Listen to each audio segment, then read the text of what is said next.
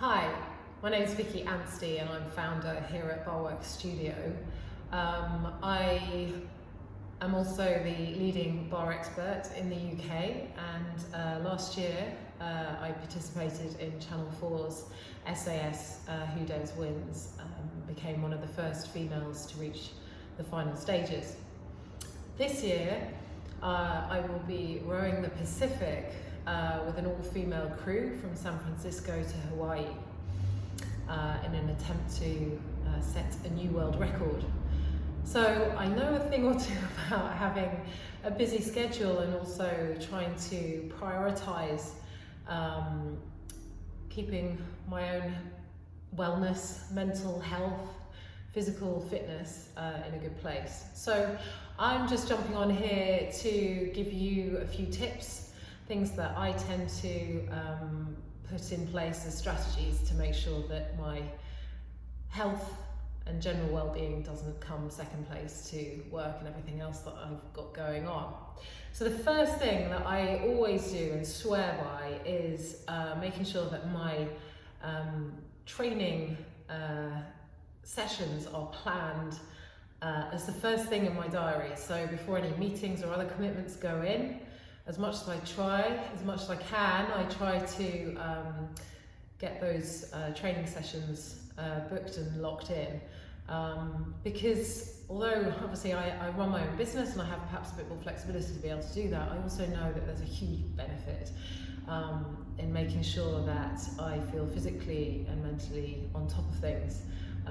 Then, you know, whatever the week throws at me, I'm just in a better position to handle. So if you can do that, try and clear your diary and yeah, just map in the training sessions that you're going to do that week, build everything else in around it. It's just a question of priorities, really. The second thing that I would say is, again, surprise, surprise, exercise related, but when things get too much, when you feel like really overwhelmed by a massive workload, you don't know which task to do next, you're spinning plates all over the place, just stop, go outside, have a run, take the dog for a walk, get some fresh air, exercise vigorously or not vigorously, but just get some endorphins running around your body, you know, deal with the kind of the cortisol build up.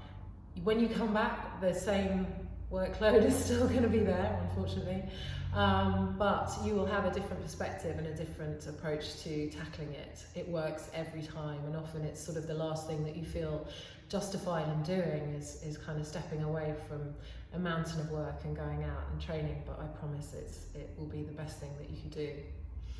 And then the third thing is, sounds sort of oversimplified in some ways, but I think often we forget that sometimes even the most overwhelming situations or the busiest times of our lives can kind of just be dealt with by taking one step at a time. So it really is just about breaking it down, thinking about what do I need to do today, tomorrow maybe as far as that, but maybe, you know, really trying to you know, keep that huge big goal at the end of the journey sort of tucked away and just focus on what you have to do right now, the immediate next steps.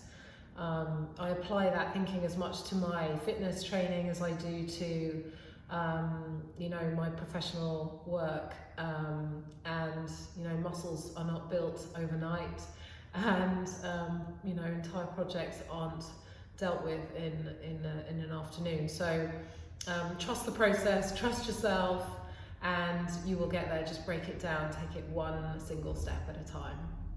And yeah, so they're my top 3 tips for kind of keeping your head and your body in good shape while you're dealing with the frantic life of a business owner, entrepreneur. Yeah, good luck, and I'd love to hear any comments or read any feedback from how you got on if you adopted any of those strategies.